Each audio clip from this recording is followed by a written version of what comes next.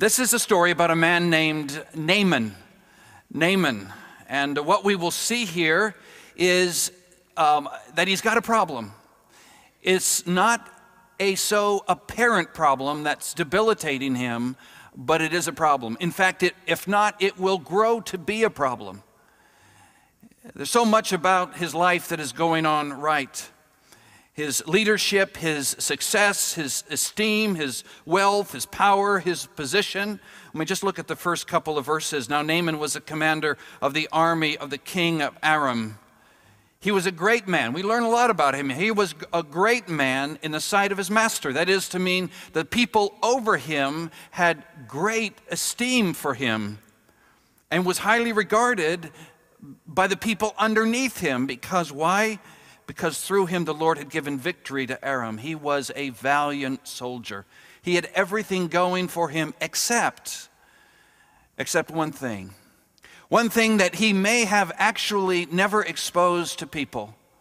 One thing that he may never have told anybody, but the narrator of the story knows, and now we know, he has leprosy.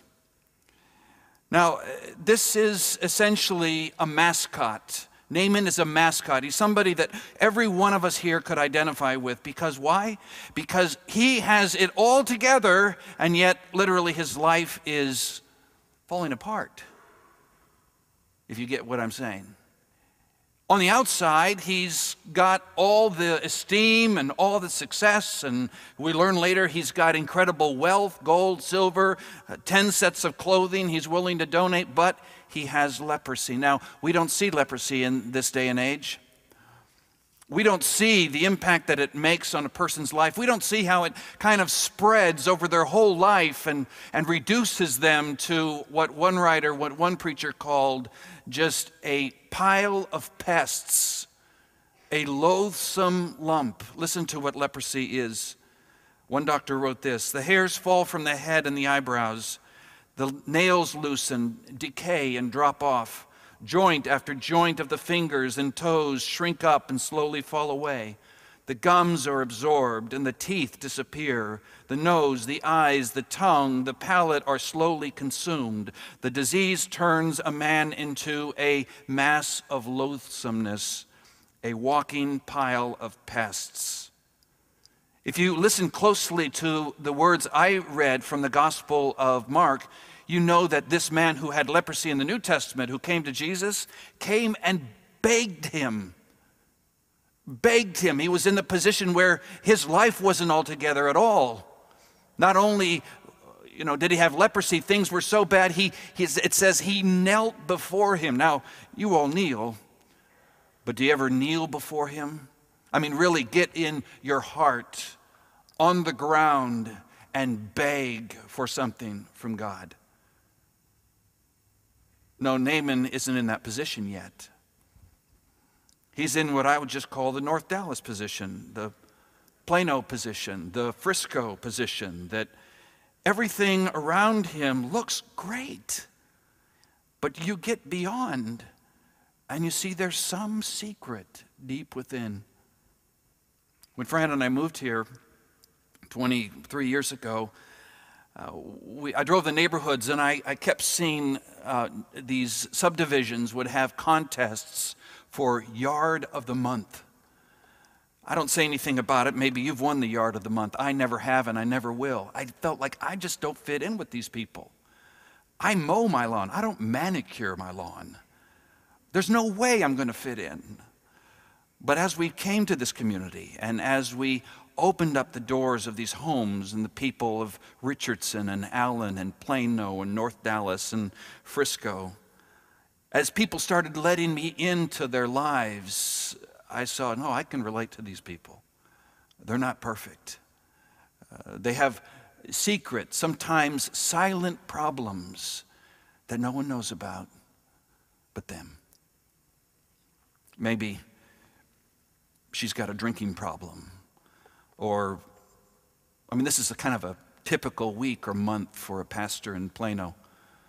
She's got a drinking problem. He's got a growing online addiction. She over here has a blistering temper with her children. He took money from his company. that couple over there that looks so sweet and put together, they're on the edge. This guy over here, he hasn't spoken to his adult son in 20 years, and it grieves his heart. All those are true stories behind the manicured lawns. See, here's the point I want to make. Naaman is us. He's the mascot for the North Dallas lifestyle. I told you this before, but it bears repeating. The Bible is the greatest book in the world because it solves the greatest problems in the world. The Bible is that book that when you look and you read it and you investigate into lives of the people in the Bible, you see yourself in the Scriptures. You got a problem with your kids? You think you got a dysfunctional family? Read about King David. He and his adult son, Absalom, lived on a 10-acre piece of land, which is about the size of this Christ Church footprint and all the parking. They lived there for 3 years, never spoke to each other, never had a meal together, never dealt with the overriding issue that was in their family. They didn't even deal with it. That's a dysfunctional family. We see ourselves in that family. I was so eager to share with you a sermon this morning on marriage, and I put out the word about it and wanted to use this Valentine's Day weekend to talk about marriage, but when I got into it, I realized I need more time than I can have, 20, 25 minutes.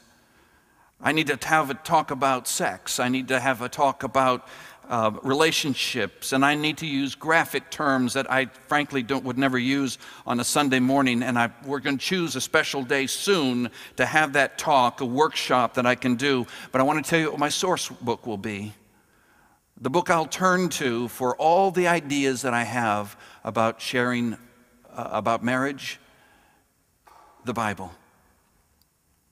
Because it is the lens through which we actually see God's truth. That's why I'm telling you this, because I want you to relate to Naaman. I want you to see what's going on in his life after so much success and power. At the same time, leprosy. His life is falling apart. So let's go on with the story. Naaman has the dreaded disease, and the story continues.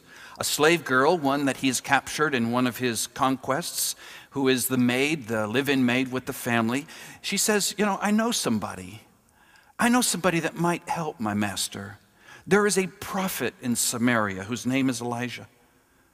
And if only my master could see him, he might be able to help. And so Naaman goes to his king and gets some traveling documents and some gold and silver and some sets of clothing, and off they go to the king of Israel. And when the king of Israel reads that document from the king of Aram, he says, oh my gosh, this guy wants healing and I can't do it, and this is going to cause a war. And Elijah hears about the anxiety, and he says, send that commander to me. And so the entourage moves now to Elijah's house.